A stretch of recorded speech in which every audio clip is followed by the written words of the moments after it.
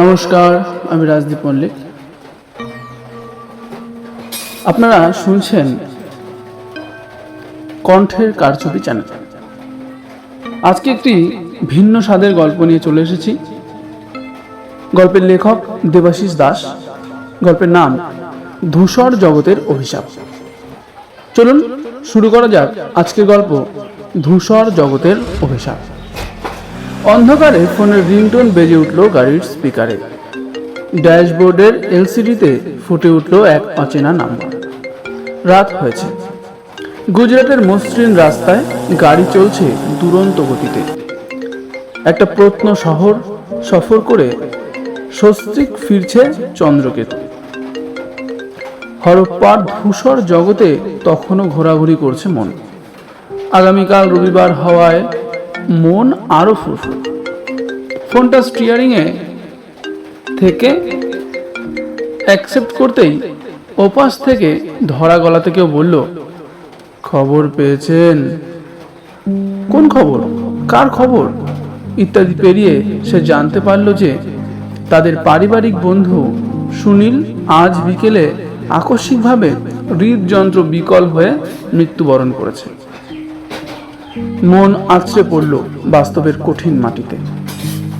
সুনীল একজন স্বাস্থ্যবান মধ্য 40-এর কর্মব্যস্ত মানুষ। কি করে এসব হলো তার? সুনীলের বাড়ি কার্শিয়াঙে। ও ছিল চন্দ্রকেতুর দার্জিলিং কনভেন্টে পড়া মেয়ের লোকাল গার্জেন। মেয়েকে কিভাবে সে জানাবে ব্যাপারটা কে জানে। সামনেই ওর ক্লাস 8-এর ফাইনাল পরীক্ষা। গাড়ির গতি নিজের থেকেই কমে এলো। ভেতরের অন্ধকারে মুহ্যমান হয়ে রইল চন্দ্রকেতু ও তার স্ত্রী অবন্তিকা। আজ গুজরাটটি নতুন বছরের ছুটিতে প্রত্ন শহরে সারাদিন অবশ্য বেশ ভালো কেটেছিল তাদের। কোথাও জলাশয়, কোথাও কুয়ো, কোথাও বাজার, কোথাও আশ্চর্য নিকাশি ব্যবস্থা সহ ঘরবাড়ির ধ্বংসাবশেষ ইত্যাদি ঘুরে ঘুরে দেখা হলো। করোনার প্রকোপ কমলেও তার বিধিনিষেধের কারণে ভিড় তেমন ছিল না। গাইড বলেছিল এই জায়গাটা একসময় ছিল এক বন্দর শহর। নানা দ্রব্য এখানে তৈরি করে জাহাজে করে রপ্তানি করা হতো সুদূর মধ্যপ্রাচ্য পর্যন্ত। নানা রকম মশলা তৈরির জায়গা, বিট বা গুটিকা ফ্যাক্টরি ইত্যাদি বিশেষ করে ভালো লাগলো তাদের। অনেকক্ষণ প্রাচীন নগরী দেখবার পর গাইড কোনো একটা জরুরি কাজে অফিস ঘরে ফেরত গিয়েছিল। বলে গিয়েছিল, স্যার মোটামুটি সবই দেখানো হয়েছে, তবে আপনারা আরো কিছুক্ষণ এখানে ঘুরে বেড়াতে পারেন। আমি ফিরে আসছি কিছুক্ষণের মধ্যে। গাইড চলে যাওয়ার পর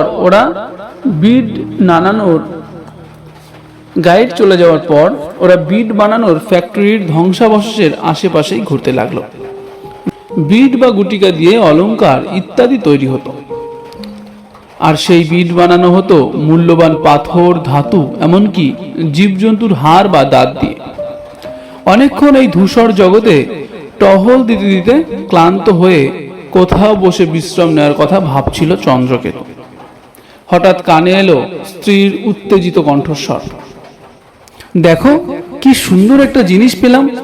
সে দেখলো এক ভগ্নাবশেষের মধ্যে দাঁড়িয়ে আছে অবন্তিকা, আর হাতে রয়েছে টেবিল টেনিস বলের আকারের একটা রক্তবর্ণ মসৃণ বিট বা গুটিকা। সাদা, কালো, হলুদ রঙের সূক্ষ্ম কারুকাজে অপূর্ব রূপ তার। ধুলো মাটি পরিষ্কার করতেই বেশ চকচক করতে লাগলো বিটটা। কি করে যেন সকলের নজর এড়িয়ে জিনিসটা একটা ভাঙা ইটের স্তূপের মধ্যে পড়েছিল। বোধহয় সাম্প্রতিক কিছু খোঁড়াখুড়িতেই বেরিয়ে এসেছে জিনিসটা। অবন্তিকা নিজের ব্যাগের মধ্যে সন্তর্পণে চালন করে দিল বিটটা। চন্দ্রকেতু আপত্তি করল, দেখো জিনিসটা সরকারের, তাই অফিসে জমা দেওয়া উচিত। কিন্তু কে শোনে কার কথা?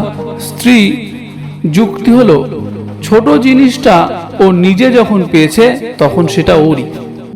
গাইড ফিরে এসেই তাড়া দিল, চলুন চলুন, বিকেল হয়ে গেছে, সাইট বন্ধ হয়ে যাবে। হঠাৎ কি খেয়াল হতে সে বলল, আরে এখানে বসে আছেন কেন? এটা তো একটা কবরস্থান ছিল হরপ্পার মানুষদের, তাই এখানে বসতে মানা আছে। ওই দেখুন লেখা আছে। ভালো করে নজর করাতে সত্যিই দেখা গেল পাশের ঝোপে সিমেটেডি লেখা একটা সাইনবোর্ড, নিচে ছোট করে আরো কিছু লেখা। কাটা ঝোপের আড়ালে থাকায় লেখাটা তারা দেখতে পায়নি। মাটির ঢিবিগুলোর নিচে প্রত্ন মানুষদের মৃতদেহের উপস্থিতি কল্পনা করে শির দ্বারাটা ঠান্ডা হয়ে গেল। এখানে এই নির্জন বিকেলে শুধু তারাই বসেছিল এতক্ষণ ধরে। ফেরার সময় এখানকার সংগ্রহশালায় অনেক কিছুর সঙ্গে অজস্র বিড়ও দেখলো ওরা। দেখলো এখান থেকে পাওয়া কবরের নানান ছবি। সেই সময় কবরে মৃতদেহের সঙ্গে অনেক সময় তাদের পছন্দের বিড়ের অলংকার, খাদ্যশস্য ইত্যাদি রেখে দেওয়া হতো। মৃত্যুই যে সবকিছুর শেষ নয় এ কথা বিশ্বাস করত তারা। এর মধ্যেই অবশ্য গাইডকে চন্দ্রকেতু কুড়িয়ে পাওয়া বিড়ের কথা জানিয়ে জিজ্ঞেস করলো ওটা নিয়ে যাওয়া যাবে কিনা। গাইড মিনমিন করে কিছু বলে চুপ হয়ে গেল। মৌনং সম্মতি লক্ষণম ভেবে আর কথা বাড়ালো না ওরা, ভিড় ব্যাগেই থাকলো। দুঃসংবাদ শুনে গাড়ির গতির সঙ্গেই শরীরের রক্ত সঞ্চালনা যেন স্লথ হয়ে গিয়েছিল চন্দ্রকেতু। বাড়ির কাছাকাছি এসে দেখলো তাদের পরিচিত ফলওয়ালি উকরি বনের ফুটপাথের ঝুপড়ি দোকান এত রাতেও খোলা। দুজনেই গাড়ি থেকে নেমে কিছু ফল কিনলো। বাড়িতে ঢুকতেই শারীরিক ও মানসিক ক্লান্তি পুরোপুরি গ্রাস করে নিল তাদের।